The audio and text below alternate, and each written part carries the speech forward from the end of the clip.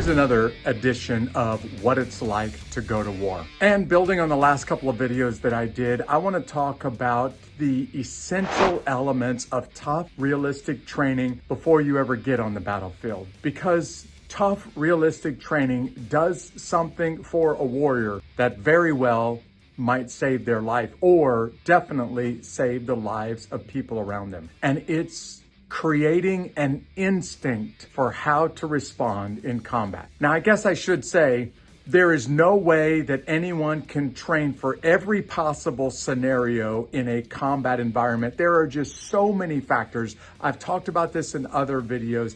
The factors can become so enormous that it can be paralyzing to figure out what to do in a combat situation. Sometimes when you have the luxury of time and planning and lots of thought in a decision-making process, figure out the best thing to do.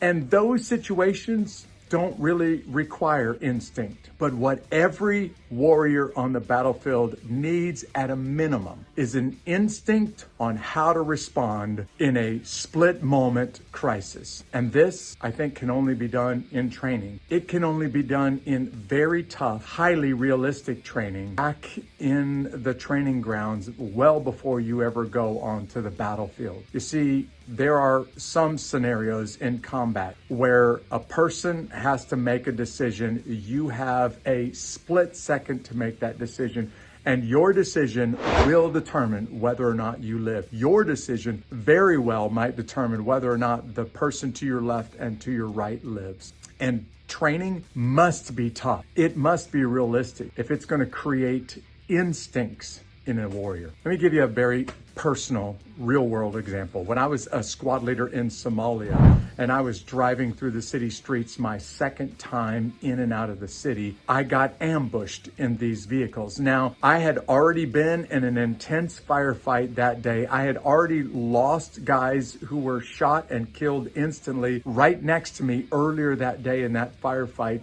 And now I'm driving down the road trying to get to one of our crashed helicopters.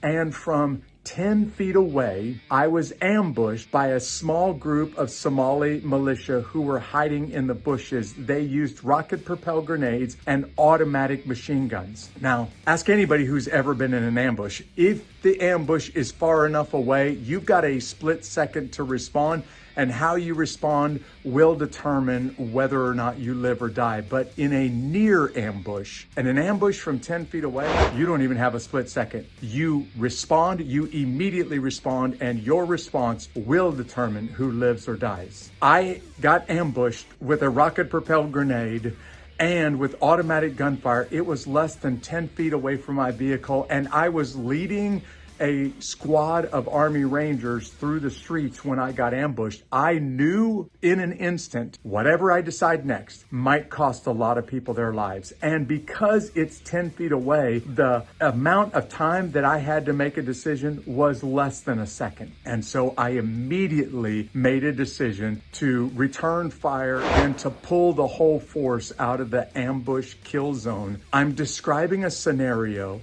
because it's real world and happened to me, but also because in a scenario like this, there is absolutely no chance to sit down and think through a problem. You have an instinct, you use your instinct, and your instinct better be right, and you have an instant to make a decision. And if it's not right, you or a lot of people around you are going to die. How do you prepare somebody for that scenario? The truth is, it has to be done. It can only be done in the training ground and using very tough, very realistic training. If you don't get that kind of tough, realistic training, there's no way you have the instincts to respond in a split moment in combat. There was a very wise military drill instructor who once said about their role in the military, he said, "You give me a warrior's instinct and I can win the world. Anybody else can have their logic or their emotions.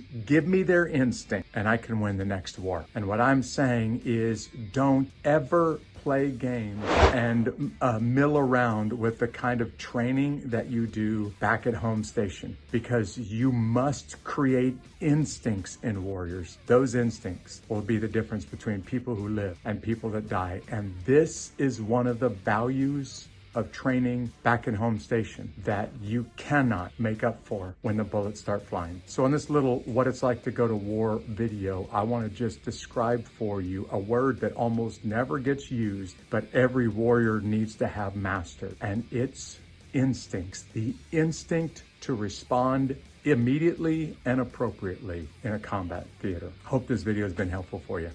See you next time.